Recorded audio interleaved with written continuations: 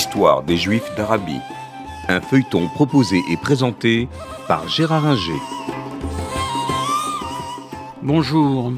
Après avoir vu l'histoire des Juifs du Yémen, il faut regarder celle de l'ensemble de la péninsule arabique et notamment de l'Arabie saoudite. Quand Mahomet commence sa prédication à la Mecque puis à Médine, au début du 7e siècle, de nombreuses tribus juives sont installées dans le nord de l'Arabie saoudite actuelle et dans le Hedjaz, qui est la province occidentale de l'Arabie, le long de la mer Rouge.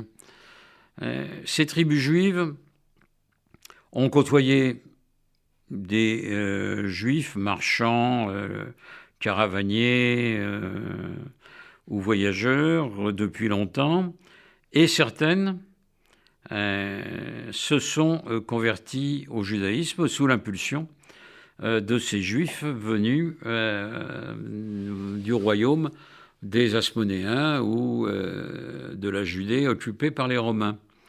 Elles se convertissent au judaïsme parce qu'il y a là un monothéisme qui les séduit. D'autres se convertissent d'ailleurs au christianisme et d'autres restent polythéistes. Les tribus juives les plus connues sont à Médine, qu'on appelle alors à l'époque Yatrib, et autour de la ville. Les principales tribus sont les Banu Nadir, Banu Quraïza, Banu Kanoucha, et il y en a d'autres. Mahomet, très vite, qui connaît le judaïsme, je l'ai dit lors d'un épisode précédent, par les Juifs du Yémen, va s'adresser à ces tribus en disant que le judaïsme c'est très bien et qu'il est le nouveau prophète qui continue les prophètes juifs.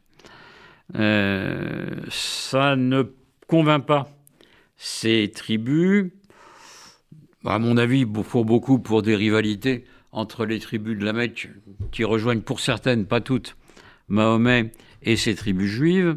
Mais ces juifs disent à Mahomet: les prophètes ne peuvent être que juifs, tu n'es pas juif, donc tu n'es pas prophète. À partir de là, les choses vont se gâter et Mahomet va prendre les armes contre ces tribus juives qu'il va défaire militairement dans plusieurs batailles, notamment la plus connue, celle de Khaybar, où les Juifs vont se faire massacrer.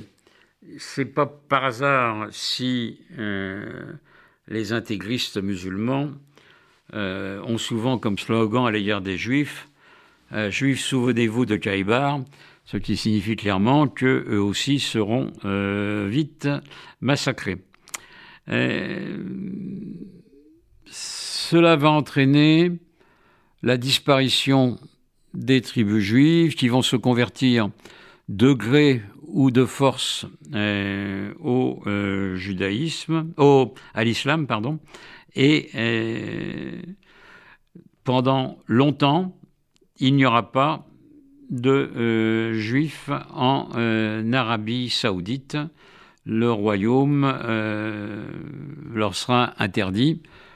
Le royaume deviendra l'Arabie saoudite en 1932, quand le roi Saoud, qui vient du Nedjeb, le cœur de l'Arabie saoudite, qui contiendra le Hedjaz, le nom viendra de là, mais même dans la province du Hedjaz, les tribus refusent la moindre présence juive avant même la conquête par Ibn Saoud.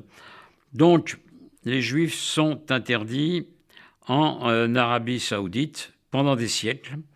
Il y a eu quelques voyageurs au Moyen-Âge, comme Benjamin Tudel, qui est passé au nord, mais